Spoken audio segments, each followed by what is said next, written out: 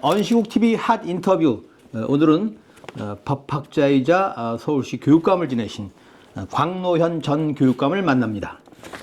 안녕하십니까? 네, 안녕하세요. 네. 윤석열이 헌재 재판관 전원일치 결정으로 파면됐습니다. 네. 예상을 하셨나요? 아니, 그럼요. 100%. 네. 100% 8대 0으로 잘 될 거다. 이렇게 낙관하고 있었죠. 네. 그 의미를 좀 한번 한 줄 평을 해주신다면 뭐라고 하시겠습니까? 우리나라 헌정사에 중대한 에러 하나가 교정됐다. 네. 에러 교정. 예. 네. 그러나 한때 이제 헌재 선고가 좀 늦어져서 뭐 이런저런 비판도 있고 뭐 우려도 있었습니다.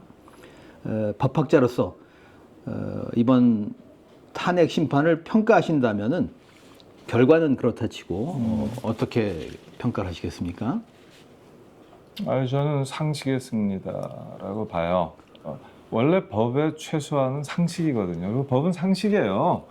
법은 원칙이고 상식입니다. 그러니까 상식의 승리고 원칙의 승리였다. 이렇게 생각하고요. 그러니까 뭐 대단한 법리가 필요한 게 아니기 때문에 그래서 물론 법의 이치, 법리의 승리이기도 하죠. 그 절차법적으로 또 실체법적으로 이렇게 윤석열 측에서 변론을 했잖아요. 네. 그래서 절차법적인 거 하나도 빠짐없이 다 기각됐고요. 그 다음에 실체법적으로 무슨 뭐 이 계엄이라는 게 뭐 경고형이었다, 계몽령이었다, 어쩌고 저쩌고 흰소리들 하나도 빠짐없이 100% 기각된 거거든요. 그러니까 8대 0인데 아마 기각된 게 10가지도 넘을 거요. 절차적인 거 한 대여섯 가지, 실체적인 거 한 5대 쟁점이라고 있었으니까 네. 그럼 뭐 한 100대 0으로 정말 승리한 네. 거거든요. 이 정도 되면요. 이 국힘당 네. 그동안 내란 옹호하고 윤석열 옹호하고 탄핵 반대했던 네. 정당이나 여기는 지금 본인이 상식, 원칙 뭐 100대 0으로 깨진 거잖아요. 네. 그러니까 8대 0이지만 심정적으로는 100대 0이군요. 100대 0이죠. 네. 하나도 빠짐없이 배척을 받았으니까, 배척당했으니까 네. 그러면 도대체 염치가 있으면 문 닫아야죠. 문 닫아야 돼요. 그 정당, 언론, 뭐 학자의 탈을 쓴 사람 누구 하나 빠짐없이 변호사건, 뭐 법학자건, 뭐 정치 평론가든 이 정도 됐으면 폐업해야 돼요. 그런데 하나 유감인 게 있었습니다. 헌법재판소 판결을 보면 83쪽인데 그게 거기서부터 양비론을 설치해요. 그러니까 우리가 추론하죠. 당연히 정영식 재판관이 주심이고 이 사람이 결정문을 쓰겠다고 했기 때문에 썼는데 이 사람이 아무튼 고집해서 네. 이 부분이 들어갔고 그리고 이것을 다른 재판관들이 더 시간 지연시킬 수가 없어서 그냥 눈 감았구나 하는 생각이 들어요. 그럼에도 불구하고 정말 기념비적인 문건인데 오게티라 그럴까? 네. 그게 확 느껴집니다. 그거 읽는데 여기 목구멍에서 네. 가시처럼 컥컥 걸리더라고요. 결국은 뭐냐 하면 탄핵 탄핵 뭐죠? 줄탄핵 얘기하시는 건가요? 줄탄핵했고 뭐 입법 폭주했고 여기서 니네들도 책임이 있다 이런 양비론적인 거거든. 근데 그 앞에서는 뭐라고 그러고 있냐면 설령 그렇다 할지라도 그렇게 주장을 해도 그걸 풀 수단이 비상계엄은 아닌 것이다. 정치적 사법적으로 풀어야 되는 것이지. 그래서 대안도 막 얘기하거든요. 이거 네. 앞뒤가 안 맞는 얘기들이에요. 네. 이 주된 입장하고 이 뒤에 방론처럼 붙은 게. 네. 그래서 정형식 재판관의 면피 문구고 그거 이제 3명 있잖아요. 네. 김복형, 정형식 또 누구 있었잖아. 네. 조한창 네. 이 세 재판관의 면피용 발언이 거기 들어간 걸 딴 사람들이 그냥 눈 감아 줬다 뭐 이렇게 그런 심증을 갖고 계시군요. 생각이 네. 드는 거죠. 네. 그런데 어쨌든 탄핵 인용 결정문이 화제가 됐습니다. 명문이다 이런 소리도 나왔는데 혹시 그 인상적인 대목 한두 대목 꼽으실 수 있습니까? 이번 그 계엄 비상계엄을 막은 힘을 딱 두 가지로 얘기를 했는데 그 일반 시민들이 나와서 계엄군에 저항하는 것, 저항군에도 맞선 일반 시민들, 용기 있는 시민들과 그리고 계엄군이 소극적으로 명령을 받은 군인들의 소극적 대응, 네. 머뭇거리는 등 소극적 대응하는 거 있잖아요. 네. 그래서 이게 부당 불법 명령일 수가 있고 그래서 소극적으로 대응한 이 군인들의 자세 이 두 가지가 합쳐져서 비상계엄을 실패로 돌려놨다라고 네. 진단을 하는데 그거 아주 짧게 두 줄로 정리를 했습니다. 그 부분은 굉장히 맞다 싶더라고요. 네. 저는 국민 신임에 대한 배반이다 이런 대목도 좀 좋죠. 예. 대한국민 운운하면서 이제 국민 네. 신임에 대한 네. 결정문 문체가 평이한 것도 좀 눈길을 끌었습니다. 문체는 어떻게 보셨습니까? 이제 좀 젊은 사람들이 쓰니까 아무래도 네. 그거 헌법재판관 본인들이 쓴다기보다는 네. 이제 헌법재판소에 딸려 있는 연구관들이. 연구관들이 쓰잖아요. 네. 여러 가지를 써놓고 하면 이제 조금씩 가피를 할 텐데 네. 그러니까 좀 젊은 문체가 좀 들어온 거죠. 다행이죠. 그 남들이 못 알아보게 네. 긴 호흡의 글은 좋은 글이 아니잖아요. 예. 근데 법률 문장이라고 그래서 꼭 긴 호흡 한 페이지가 지나야 마침표 하나 찍히는 이런 문장이 좋은 건 아니니까요. 네. 윤회 직무가 정지되자 뭐 의정 갈등의 실마리가 풀리고 뭐 연금 개혁, 뭐 개혁 협치가 시작되고 정치가 작동하기 시작했습니다. 앞서서 비상계엄 며칠 전에 천주교 정의구현 사제단이 어째서 사람이 이 모양인가 이런 흉손한 일이 있습니다만은 인간 윤석열 한번 평을 해주시죠. 아이고 이제 뭐 다 흘러간 인물이고 지금 관저 정치한다는 거 아닙니까? 그래도 지금 뭐 그거 살려내라고 하는 시위도 없잖아요. 집회도 없고 사실상 끝난 사람인데 근데 이 사람은 진짜 자기 도취, 권력 중독, 거짓말 이 세 가지를 더 이상 잘할 수가 있을까요? 알코올릭의 힘인가 그게 거의 모르겠어요. 저는 가장 크게 그렇게 봤어요. 이 사람은 너무 자기중심적인 자기 도취. 근데 이 사람은 이제 성공신화를 썼기 때문에 너무 짧은 기간 안에 대통령까지 단 한 번의 실패도 없이 그냥 간 거 아닙니까? 네. 그리고 얼마나 성공신화에 자기 도취가 됐겠어요. 근데 이 사람 검사 출신이거든. 검사 출신은 의전과 권력 앞에서는 꼼짝 못하는 거예요. 그게 의전으로 나타나는 거거든. 선후배 간에도 의자 서로 땡겨주고 밀어주고 한다고 믿거나 말거나 하지만 진짜 놀라운 거 아닙니까? 네. 그런데 뭐 자기는 최상이잖아요. 그러면 위계와 서열에 대한 게 너무너무 강한 사람이에요. 그의 권위주의 의전에 대해서도 어떤 저항도 어떤 어색함도 못 느끼는 사람이에요. 그러니까 계엄 선포할 때도 있죠. 그 비서가 와서 뒤에서 의자 그랬죠. 뽑아주고 밀어주고 하잖아요. 땡겨주고. 네. 아니 그거 웬만큼 정신 있는 사람이면 그 꼬라지 보이고 싶겠습니까? 네. 자기가 알아서 하지. 치우라 그러고 근처에 얼씬도 말라 그러지. 아무 생각이 없는 사람인 거죠.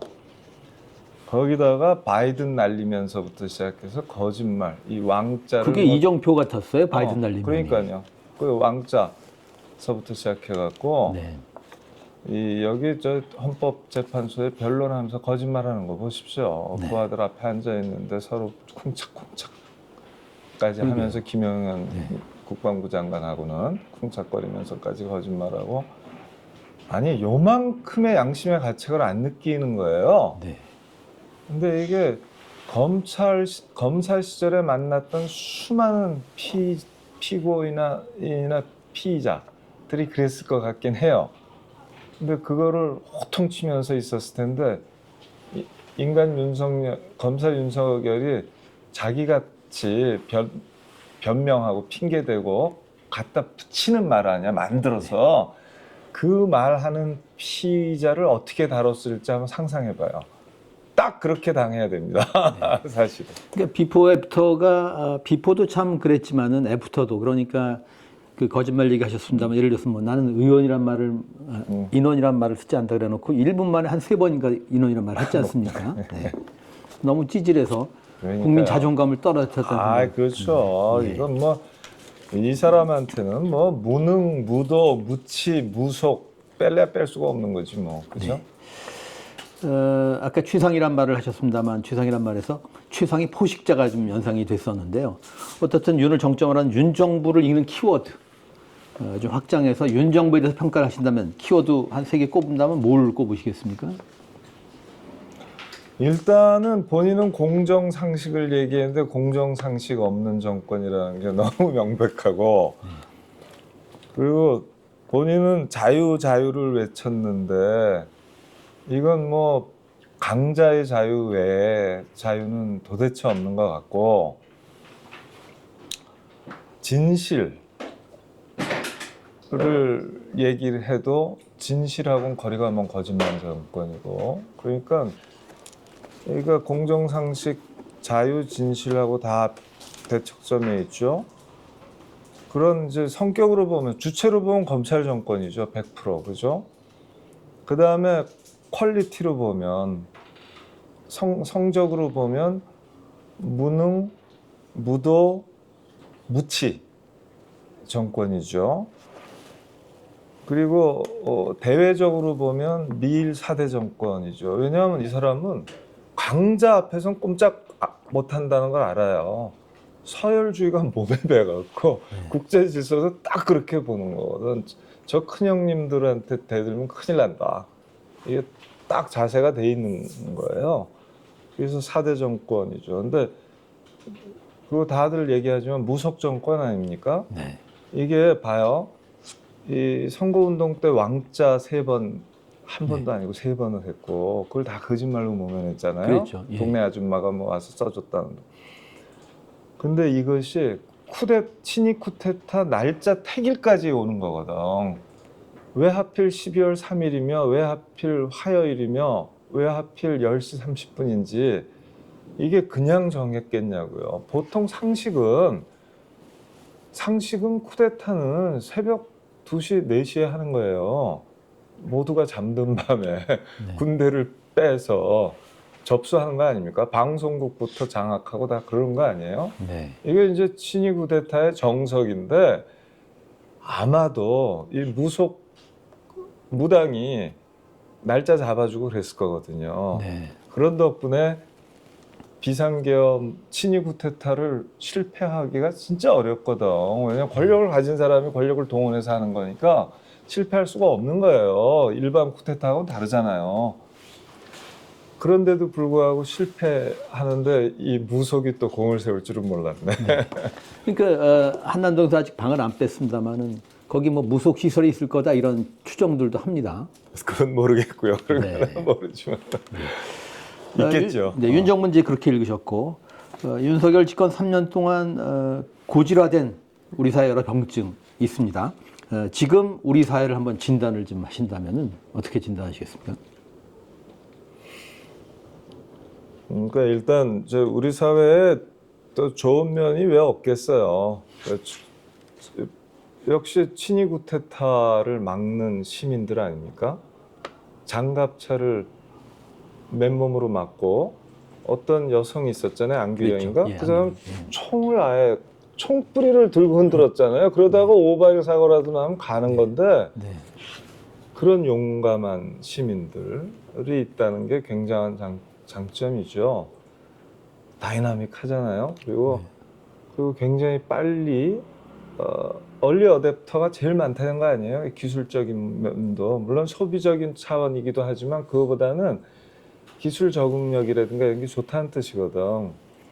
그래서 그런 것들도 장점이죠.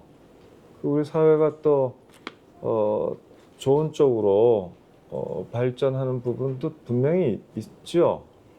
그런데 이제 한편으로 우리 사회를 병들게 하는 요소들은 사실 정치라는 게 무지 중요한 거잖아요. 왜냐하면 정치를 통해서 세상의 모든 부문들을 국리민복을 위해서 보통 사람들의 자유와 행복, 공동체의 정의와 평화를 위해서 보통 사람이 갖고 있는 수단 민주주의밖에 없는 거거든요. 그 민주주의가 1인 1표 민주주의가 작동되는 곳은 정치 분야밖에 없는 것이고, 그래서 정치를 통해서 정치의 1인 1표 민주주의를 통해서 사회 전 분야, 경제, 사회, 문화 모든 분야를 보통 사람에게 맞게 또 번영할 수 있게 펴란 뜻이기 때문에 정치가 잘못되는 순간에 전 사회가 잘못되게 돼 있어요.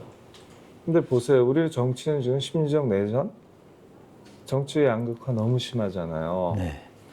근데 이 양극화가 뭐 역사 전쟁의 역사 전쟁도 있는 것이고요.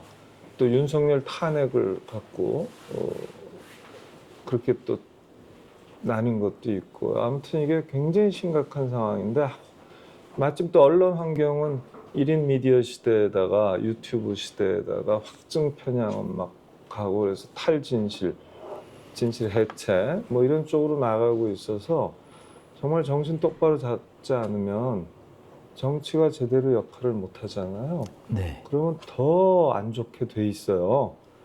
근데 정치가 역할을 못하는 것, 정치의 실패를 알 수 있는 가장 좋은 방법은 경제 양극화를 보는 거거든요. 네. 자산과 소득의 양극화가 심해졌냐 약해졌냐 지난 3년간 부자 감세하고 그러는데 뭐 그랬죠. 보나 마나죠. 그래서 지표로 다 나타나잖아요. 거기다 그 민생 여러 가지로 너무너무 어려워지고, 그 뭐 러시아 중국하고의 이제 외교 적인 모험수를 두고 그랬기 때문에 그쪽하고의 지금 무역 수지나 이런 거 개판 난 거 아닙니까 사실은. 네. 뭐 끔찍할 정도로죠. 그러니까 민생이 너무 어려워진 것이고 해서 이 정치 양극화가 경제 양극화를 더 심화시키고 있고, 이 정치 양극화가 심리적 양극화, 평가 양극화를 세상에 대한 걸 너무 심하게 만들고 있고, 이렇게 되면 이제 한 사회가 아니라 딴 나라 사는 거하고 같은 거잖아요. 한 지붕 아래 사는 게 아니라 딴 지붕 아래.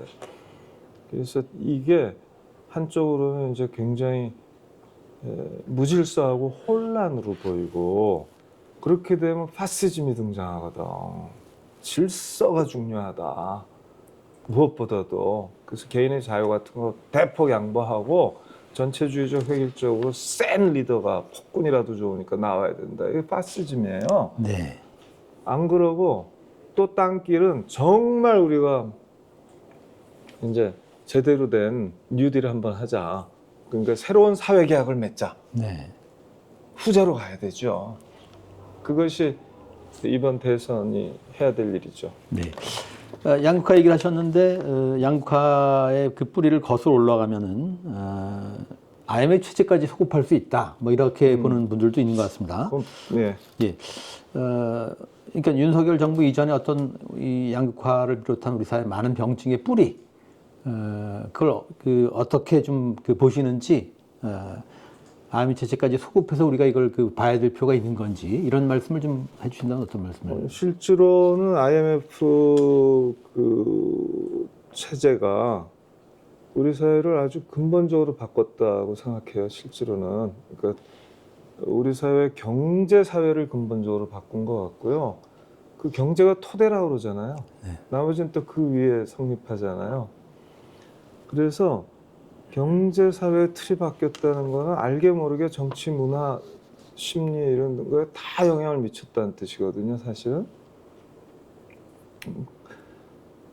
보면은 그때 이제 시장 만능주의라든가 고용 유연화로 비정규직 왕창 나오고, 능력주의 이데올로기가 확 퍼져갖고 분배가 악화되기 시작하고 당연히 그런 거였단 말이죠.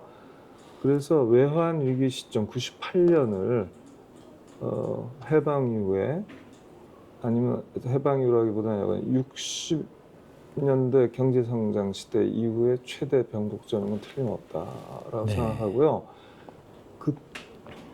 그 이른바 신자유주의 체제를 신민주주의 체제로 극복하는 일이 여전히 우리한테 남아 있다고 생각해요. 그런 과제들이 이 다음 정부의 사회 대개혁, 경제 개혁의 과제로 이렇게 수용이 되어야겠죠. 그럼요. 네. 당연히 이제 그걸 갖고 경합하겠죠. 네. 어떻든 마침내 민주주의와 법치주의를 회복했다 이렇게 볼 수 있을 것 같습니다. 소위 법비들이 그 법 기술로 법을 농단하다 보니까 법치주의에 대한 오해가 많은데 나름대로 법치주의 어떻게 정의 설명을 하시겠습니까? 예. 아니 법치주의는 본래가 이제 자유의 원칙이에요. 이게 이제 두 가지로 말씀드릴 수 있는데 보통 사람들의 자유의 원칙, 자유를 확보하는 원칙 중인데 하나는 법에 명시적으로 하라고 하지 않는 일은 당국은 아무것도 못한다. 이게 자유를 보장하는 거지. 네. 그러니까 그 다음에 일반 시민은 법에서 금지하지 않은 것은 무엇이든 할 수 있다예요. 이게 자유의 원칙 아닙니까? 네.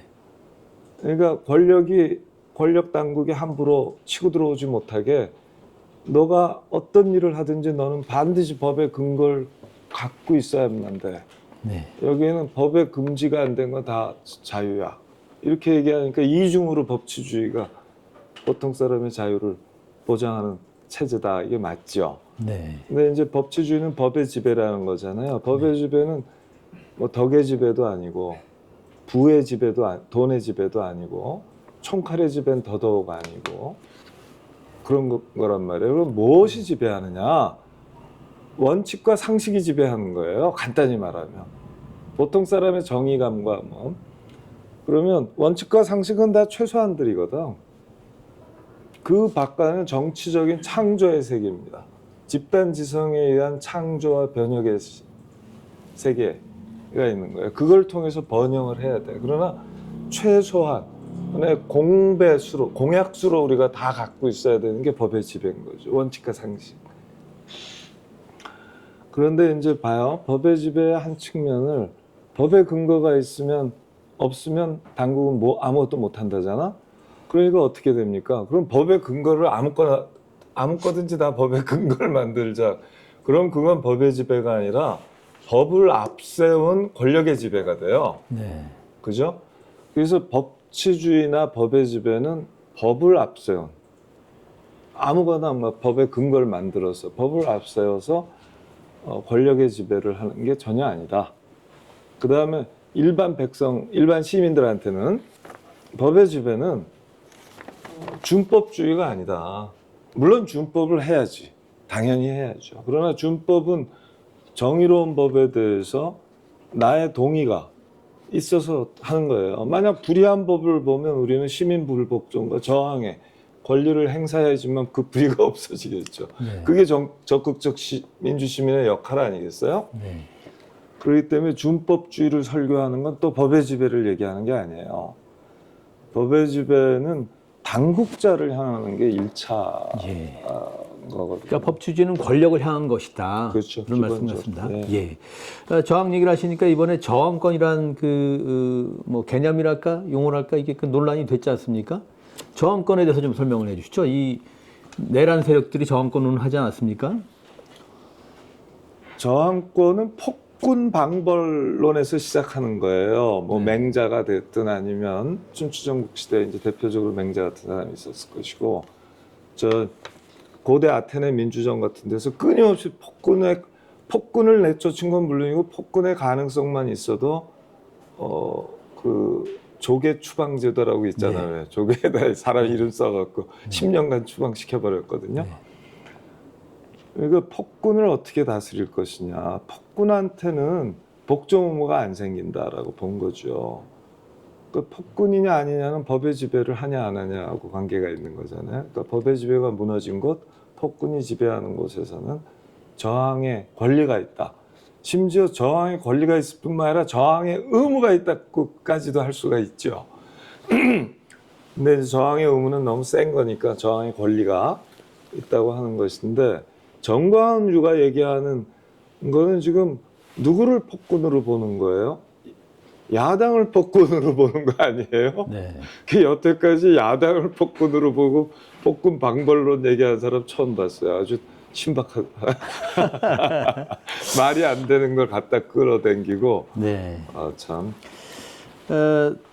이제 과거에 이제 인권위 사무총장도 지내셨지 않습니까? 그런데 저는 이제 그 지향적 대통령제 그 제도 자체도 문제적이지만은 이번에 지켜보니까 그 왕이 되려한 윤석열이 인사를 통해서 뭐 감사원, 뭐 인권위, 방통위 등의 국가기구를 정권의 친위대로 만들었습니다. 말하자면 더 위너 테이크스 올 인사권을 가지고 모든 그 조직과 같은 뭐 기관을 다 장악하는, 이게 그 지향적 대통령제 또 다른 모습 같은 생각이 들어서 이 문제를 어떻게 보시는지, 이건 어떻게 막아야 하는지 그런 말씀을 좀 해주시죠. 그 정확하게 보신 거잖아요. 그 제왕적 대통령제의 실체적 모습의 하나예요. 그리고 제왕적 대통령제를 구성하는 아주 중요한 요소예요. 자, 감사원, 인권위, 방송이 뭐 말씀을 하셨어요. 이 기관들은 독립성과 중립성이 필요한 기관들이에요. 그리고 굉장히 전문성이 필요하고 한 사람의 독단보다는 집단 지성에 의한 결정이 필요해서 합의제로 만들어 놓은 거거든. 네. 그러면 이제 한 명이 아니라 여러 명, 9명, 11명 뭐 이런 식으로 위원들을, 감사위원, 인권위원, 방송위원들을 임명하잖아요. 네. 지금 정권이 독식했다고 그러셨는데 이걸 누가 독식을 만드냐 하면 윤석열이가 한 게 아니에요. 윤석열이가 했지. 그러나 법이 보장한 겁니다. 헌법과 법률이, 조직법들이 그 정권 프리미엄을 무지하게 인정한 거예요. 그러니까 법률 사항이에요. 헌법 사항이에요. 고쳐야 되는 겁니다. 헌법재판소요? 헌법재판소 3부 구성주의라는 거 있잖아요. 예. 인권위원회도 3부 구성주의예요. 네. 이게 실제로 말이 안 되는 겁니다. 이게 제왕적 대통령을 만드는 수단이에요. 왜냐하면 대통령 셋, 국회 셋, 대법원장 셋이잖아요. 네. 대통령 셋 더하기 대법원장은 누가 뽑습니까? 대통령이 뽑아요. 초록이 동색입니다.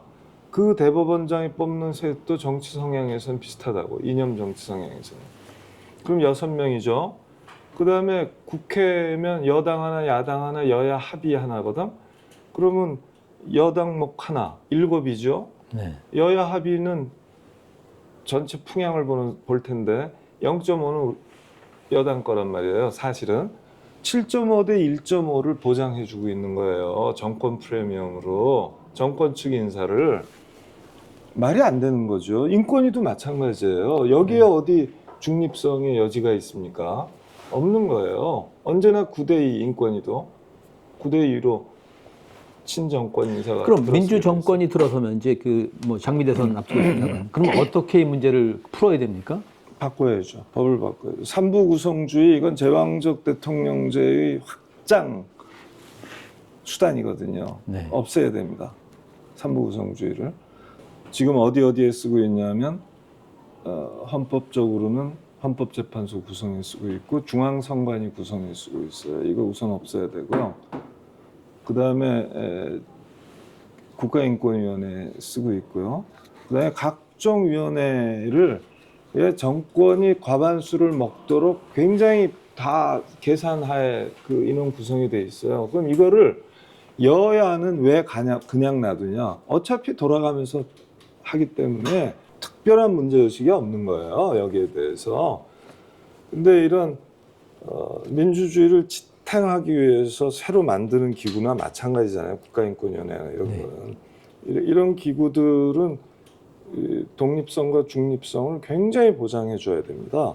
그러려면 이제 구성 원칙을 바꿔야죠. 어떻게 바꿔야 합니까? 그 바꾸는 거는 첫째는 국회에 구성권을 주잖아요. 네. 그럼 여야 격차는 그렇게 크지 않습니다.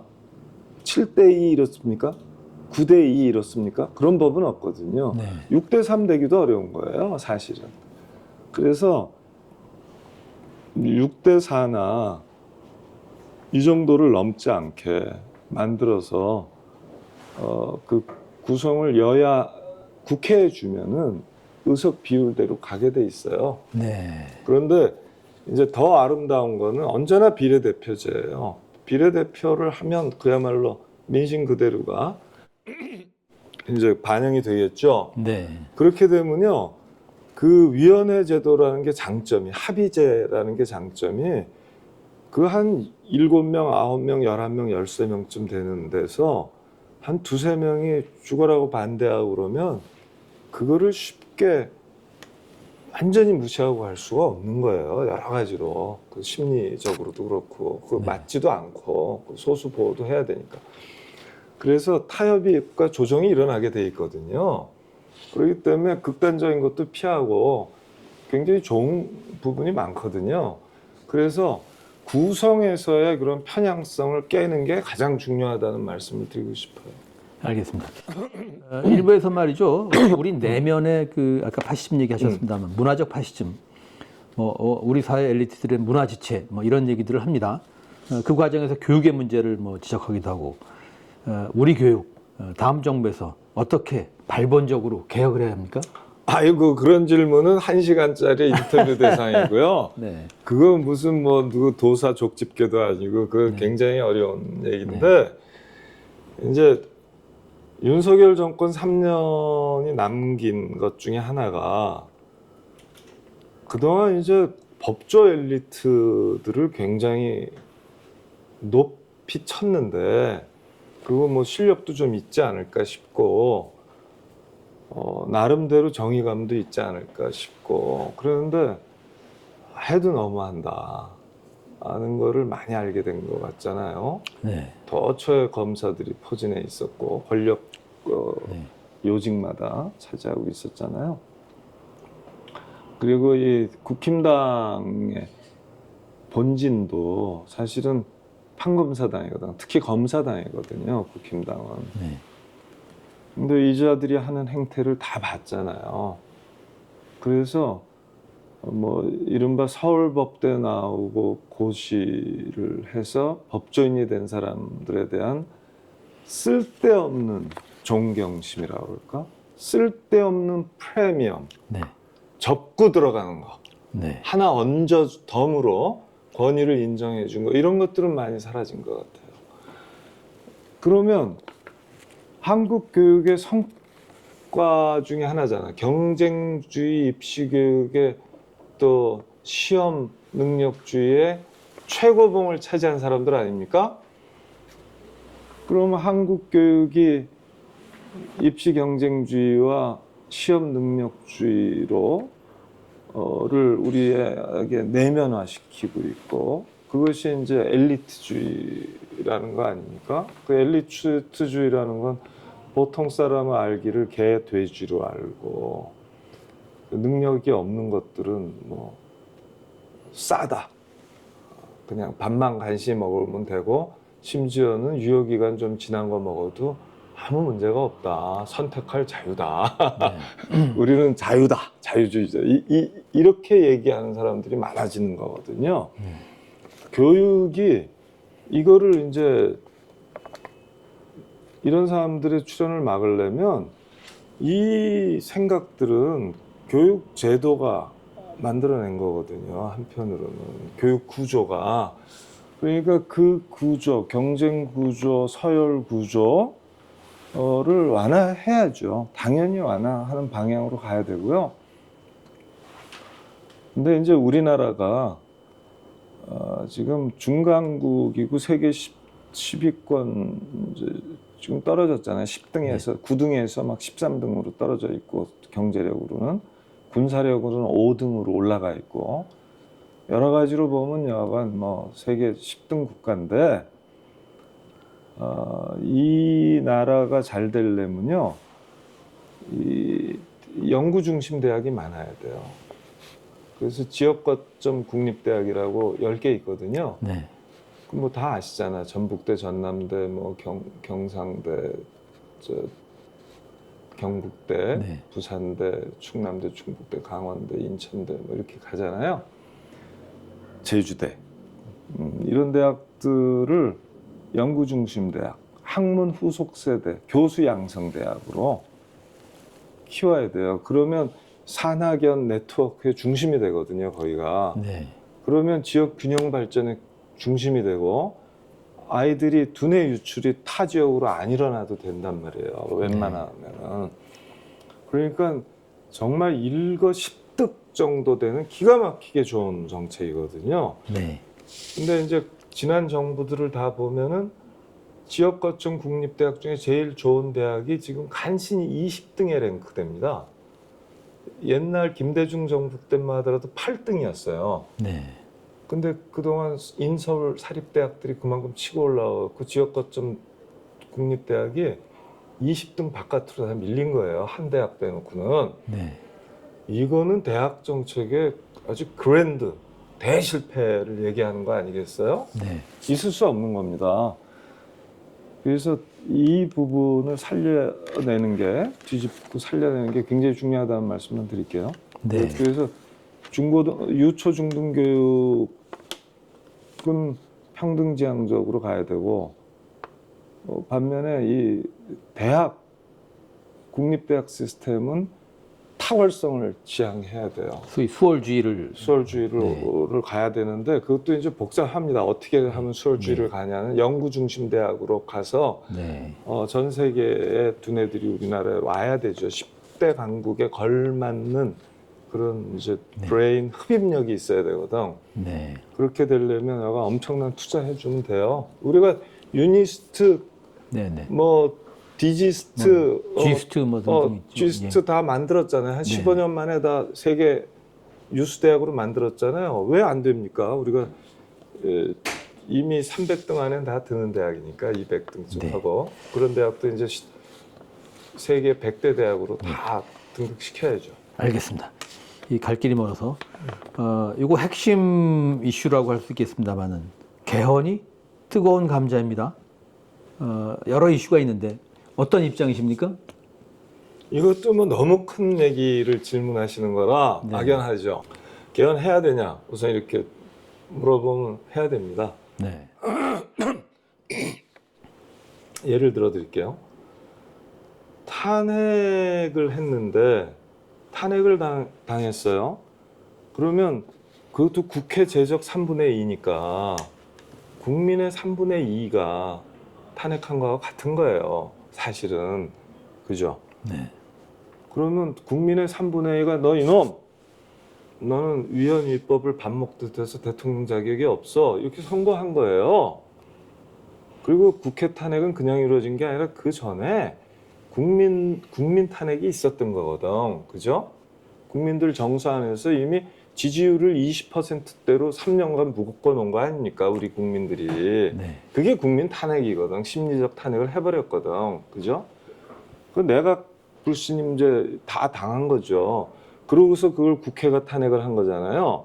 그랬으면 그 권한대행을 그 내각의 국무총리가 하는 게 말이 안 되는 겁니다. 그렇죠. 국회의장이 해야지.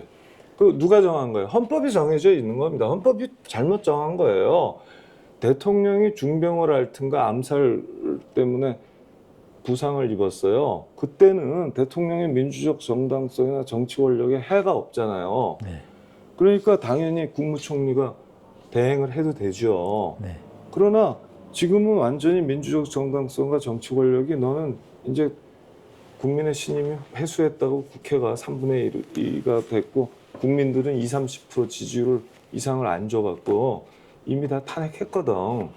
그러니까 일반적인 유고 때와 탄핵 때 구분이 필요하다 이런 그렇지, 말씀이죠. 그렇지. 네. 그러니까 지금 예를 하나 든 거란 말이에요. 그런 정도로. 그리고 우리가 내란 특검법 같은 거 하랬더니 이 권한 대행이 나서서 거부권 행사하고 있어요. 자, 아까 같은 상황이잖아요. 네. 탄핵 소추당해갖고 정당성도 없고 정치 권력이 없잖아요. 네. 이 사람 임명직이잖아. 거부권이라는 거는요. 국회 과반수가 통과시킨 법률을 너 땡큐야. 이건 틀려 먹었어. 난 싫어. 이러는 거 아닙니까? 네.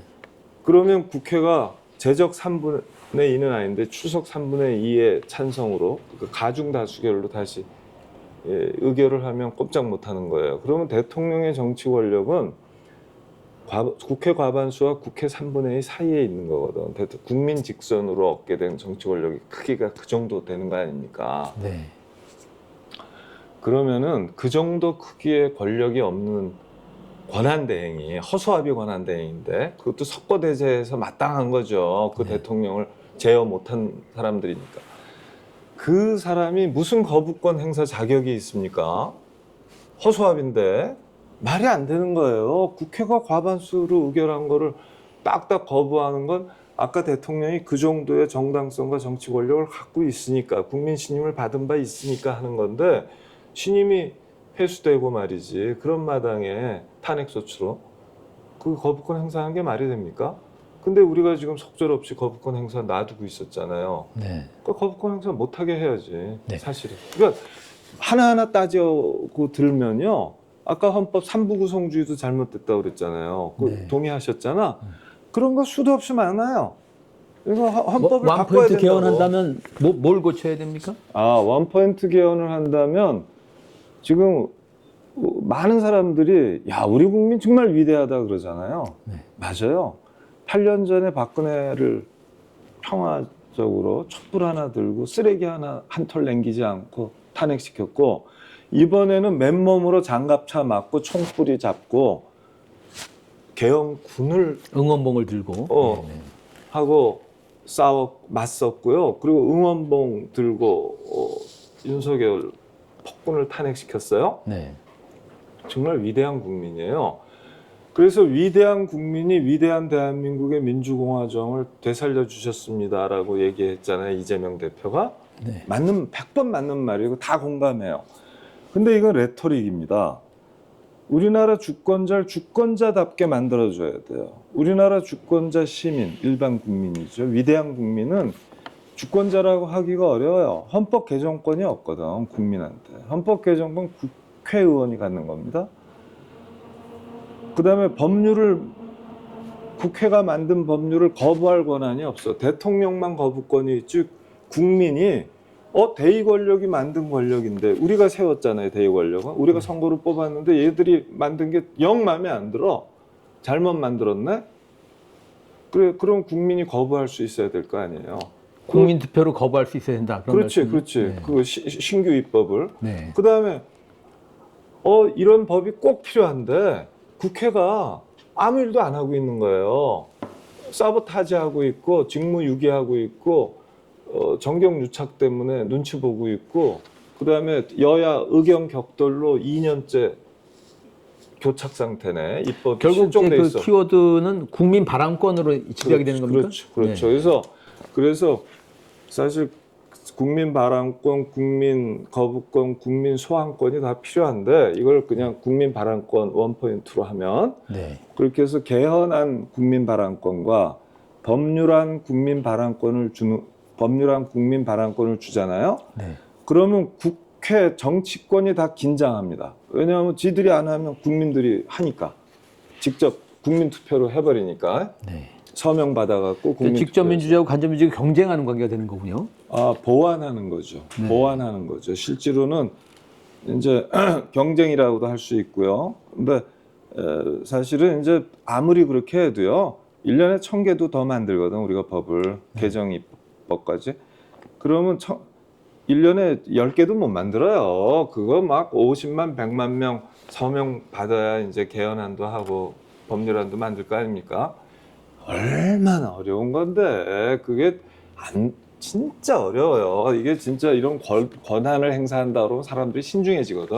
네. 그냥 사인하는 게 아니거든. 그래서 국민투표까지 이제 요구하는 거기 때문에 굉장히 신중해져서 진짜 어렵거든요. 그러니까 이 사람들을 늘 긴장하게 만들고 늘 국민의 뜻이 뭔지를 따져보게 만들고 그리고 전 국민의 뜻대로 가지 않으면 비상 브레이크. 네. 그다음에 국민의 뜻을 무시하고 뭉개고 있으면 비상 엑셀러레이터를 밟는 소환이죠. 거죠. 소환 말씀하시는 거죠. 그리고 소환, 국민 소환은 이제 국민의 뜻에 어긋나고 이게 네. 명백해. 그러면 소환해버리고. 그래서 그 세 가지 그 원포인트 개헌이 필요한데, 근데 우리나라에서는 국회의원이 제일 싫어하는 거는요, 뭘까요?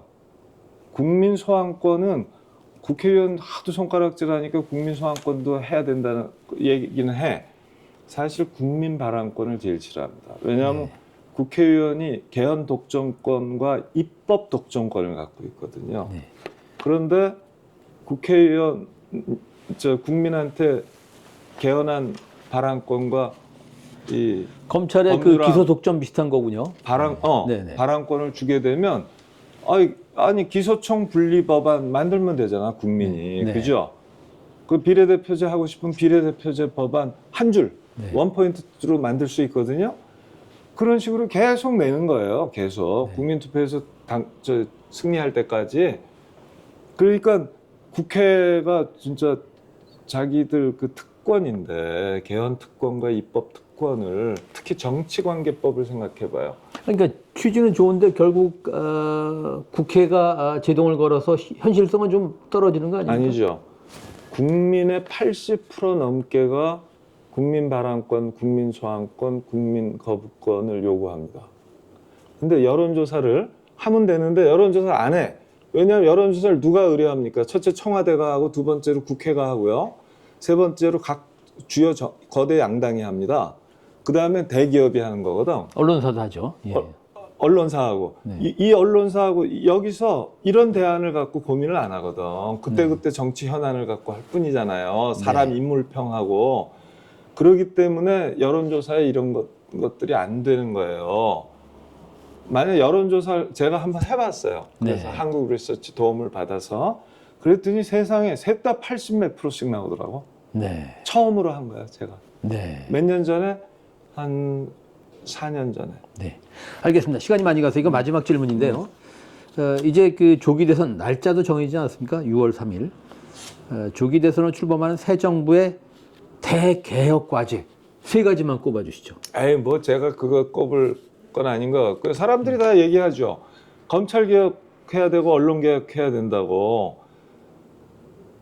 그거 뭐 다 방향도 다 있습니다. 그렇게 가야 되겠죠. 근데 저는 그거 못지않게 정치 개혁이 무지하게 중요한 거예요. 정치 개혁이 안 되면 다른 사회 경제 개혁, 사회 경제 문화 이 개혁이 다 막히게 돼 있습니다. 왜냐하면 입법이 막힌다는 뜻이거든. 정치 개혁이 안 되면 입법 개혁이 안 된다는 뜻이거든. 그래서 정치 개혁을 하는 방법이 뭐냐면, 정치 개혁의 핵심 국회 개혁이에요. 또 한편으로는 그러니까 정치 개혁의 핵심 중에 하나가 제왕적 대통령제하고 국회 개혁일 텐데, 이 부분은 국민 발언권을 통해서 개헌한 국민 발언권, 이 법률안 국민 발언권을 통해서 국민들이 그런 권한을 가져서 주권자를 주권자답게 만들고 대리인은 대리인답게 만드는, 그렇게 하면 민주주의가 민주주의답게 되거든요. 그러니까 우리가 그게 필요한 거예요. 네. 경제 영역에서도 그런 문제가 있습니다만은 정치 영역에서도 소위 대리인 비용. 대리인 비용이죠. 그게 지금 엄청나게 어마막지한 거죠. 네. 지금 우리나라는 대리인 비용이 너무 커요. 코리아 디스카운트라고 하는 경제 현상이라는 게, 주가 현상, 네. 이런 것들은 재벌 총수의 대리인 비용이 너무 크기 때문 아닙니까? 네. 툭하면 근데 정치의 영역에서도 그렇죠. 대리인 비용이 지금 막대하다. 그 대리인 비용은 이제 국회가 입법 독점권을 갖고 여야가 담합해서 정치관계법을 거대 양당한테 유리한 법을 만들어내고 있는 거거든요. 네. 정치자금법, 정당법, 국회법이 다 그래요. 네. 뜯어보면은 그럴 수밖에 없잖아요. 자기들이 만드는데 군소정당 다 배척해야 되지, 현역 의원 아닌 정치인들 다 불리하게 만들어야 될 거 아닙니까? 그걸 누가 막냐고. 그래서 그런 부분들을 대리인 비용 말씀 잘해 주셨어요. 네. 대리인 비용을 확 줄여야 됩니다. 네. 그리고 대통령도 마찬가지지 뭐 우리가 대의 그렇죠. 권력으로 네. 뽑아놨는데 대리인 비용이 너무너무 큰 거 아니에요. 지금 네. 윤석열이가 저질러 놓고 그 경제 비용이 얼마입니까 도대체? 이 환율이 내란 스트레스도 이거 비용 환산하면 엄청날 겁니다. 그렇죠. 심리적 비용뿐만 아니고 예. 실제로 경제적 비용이 네. 어마막지한 거 아닙니까? 그럼 네. 뭐 수십조가 넘지 물론. 네. 오늘 언시국 TV 핫 인터뷰 광노현 전 교육감을 만났습니다. 고맙습니다. 네, 고맙습니다. 고맙습니다.